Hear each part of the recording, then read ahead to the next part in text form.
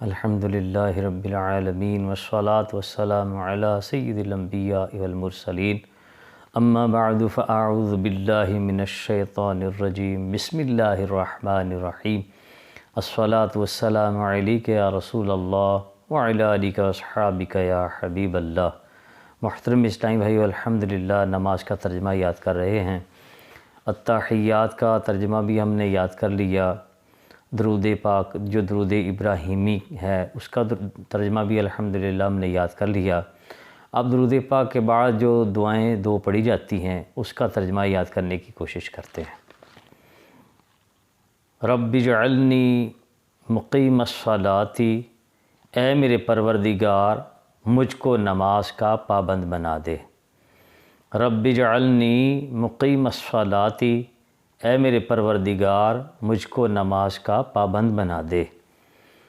رب اجعلنی مقیم الصلاۃ، اے میرے پروردگار مجھ کو نماز کا پابند بنا دے۔ ومن ذریتی، اور میری اولاد کو بھی۔ ومن ذریتی، اور میری اولاد کو بھی۔ ومن ذریتی، اور میری اولاد کو بھی۔ ربنا وتقبل دعا، اے ہمارے پروردگار میری دعا قبول فرما۔ ربنا وتقبل دعا، اے ہمارے پروردگار میری دعا قبول فرما۔ ربنا وتقبل دعا، اے ہمارے پروردگار میری دعا قبول فرما۔ رب اجعلنی مقیم الصلاۃ، اے میرے پروردگار مجھ کو نماز کا پابند بنا دے۔ ومن ذریتی، اور میری اولاد کو بھی۔ ربنا وتقبل دعا، اے ہمارے پروردگار میری دعا قبول فرما۔ ربنا اغفر لی، اے ہمارے پروردگار ربنا اغفر لی ولوالدی وللمؤمنین یوم یقوم الحساب، اے ہمارے پروردگار مجھ کو، میرے ماں باپ کو اور سارے مسلمانوں کو بخش دے اس روز جب کہ عملوں کا حساب ہونے لگے۔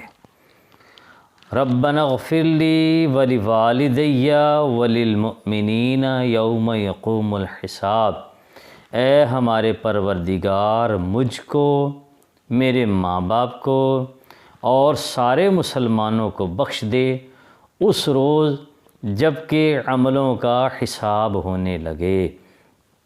ربنا اغفر لی ولوالدی وللمؤمنین یوم یقوم الحساب، اے ہمارے پروردگار مجھ کو، میرے ماں باپ کو اور سارے مسلمانوں کو بخش دے اس روز جب کہ عملوں کا حساب ہونے لگے۔